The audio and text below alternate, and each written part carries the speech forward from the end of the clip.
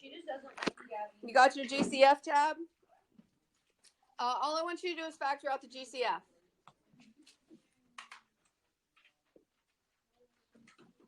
After that, you're done. Just factor out the GCF on those three.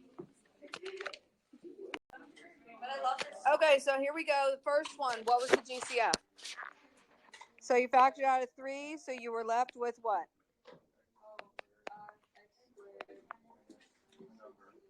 What is the number? Okay. What about the next one? You factored out. So you had 2 taken out. What was left? Okay, last one. Okay, so you took out 7. What was left?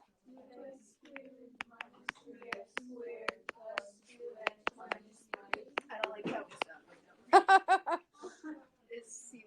All right, here we go. So let's move on. Let's go to this one, 2 terms.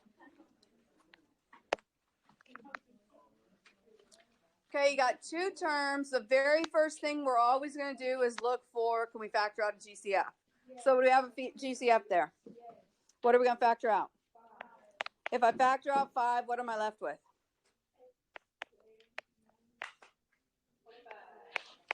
Okay. The next thing I'm going to look for, since I only have 2 terms, is are they a difference of squares? By difference of squares, I mean x squared. Can you take the square root of that? It's a difference because it's minus 25. Can you take the square root of that? Then it's a difference of squares. If that's the case, you could do 5 plus minus. What is the square root of x squared? What is the square root of 25? And that's all there is to that one.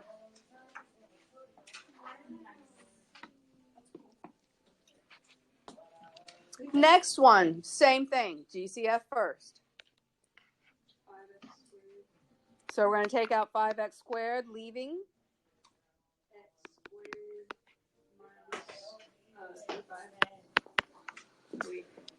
So now same thing, do I have a difference of squares? So I get to do 5x squared, parentheses, and then plus, minus, plus, doesn't matter which the order is. Square root of x squared, square root of 25. We okay with that? Okay. Questions, problems? 2 terms again. What's different? It's not a thing. I don't know what a thing is. It's not a difference of squares.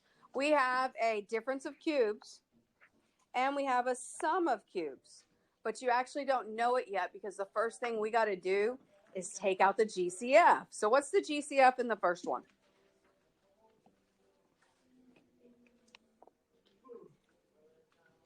Eight will go into 54?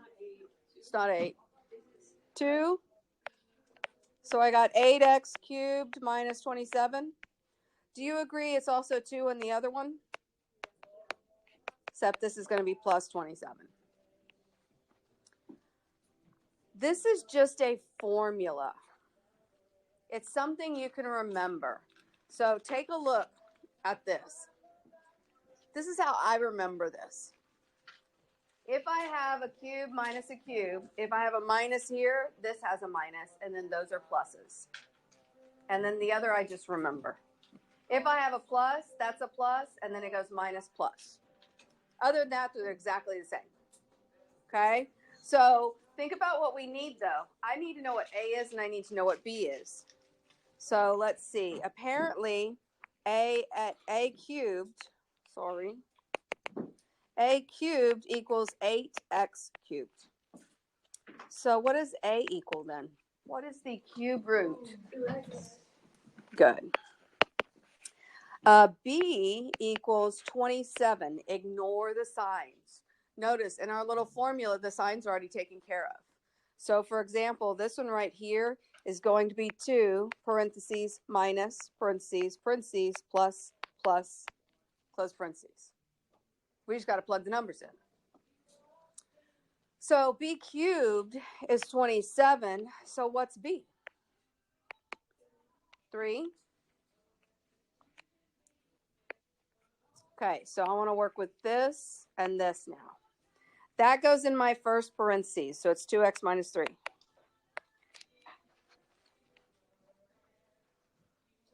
Everybody with me? Okay, so for this first blank, I'm supposed to square that. So what is 2x squared? 4x squared. And you see it right here because you see the a squared. For this last spot right here, you'll notice it's b squared. So I want to come here and I want to take the 3 and square it. 9. She's got that one down. We've got to work on 9 squared, but she's got 3 squared. Then for the middle term, notice all I want to do is multiply a times b. So I'm going to multiply 2x times 3, and I'm going to get, there you go. Now you have a quadratic. We got to double check, see if our quadratic will factor. So on top, it'd be 4 times 9, and the bottom would be 6. Two numbers to multiply to give me 36 and combine to give me 6.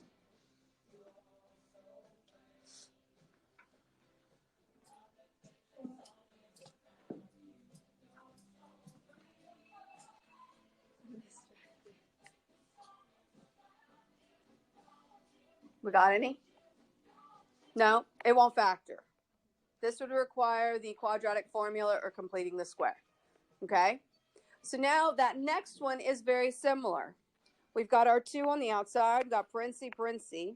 Because this is a plus, we got a plus. Then we have parenthesis, minus, plus, parenthesis.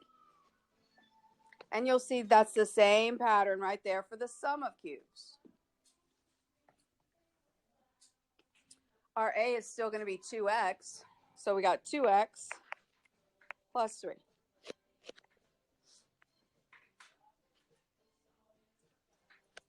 In our trinomial, the first term is a squared. So we take a and square it, and we get, yeah. The last term is b squared. So all you got to do is look at that one. 3 squared. And then the middle piece is those two multiplied together. Same deal. We got a quadratic, so we got to test it out. 36, negative 6. Two numbers multiply give you 36. Combine to give you negative 6. None? Oh, negative 6? Mm-hmm. Nope, none? Okay, we're done. I agree. Now we're moving on to 3 terms. This one you're familiar with. GCF first. 2. So we're going to factor out a 2. I'm going to go ahead and go down to the bottom and put it because I don't want to lose it, right? So we get 2x squared plus 7x plus 6. No, plus 3. I don't know. Who knows? Okay, so then we're going to do what's on top? 7. Two numbers multiply to give you 6, combine to give you 7. So I got 6 and 1. So because this a value is not a 1, we have to go ahead and go through the process. So it's going to be 2x squared plus 6x plus x plus 3. We're going to group them. Take the GCF out of the first 2. So we're going to factor out 2x, leaving me with x plus 3. What about the last 2? So plus 1. These 2 got to be the same. If they're not, you got a problem, and it's probably back at your x. And then these 2 are the other one.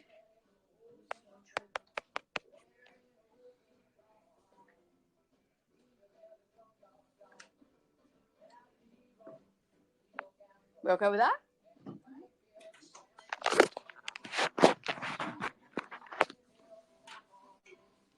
Questions, problems with that one?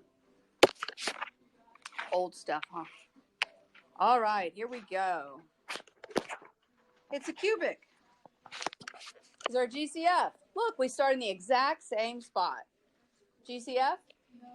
No? So then we're going to go straight to grouping. What do the first two have in common?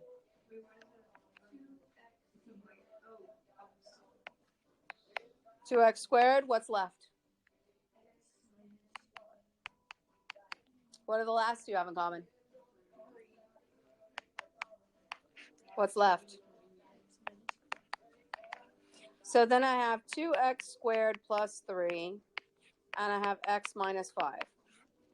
So then we need to consider whether or not we can factor our quadratic. I would love it if you would picture that quadratic graph. Picture 2x squared plus 3. Is it going to factor? Does it give you real solutions? Isn't it 2x squared doesn't touch the x-axis, so it's imaginary values. So therefore, we're done. Yay? You good? Questions, problems?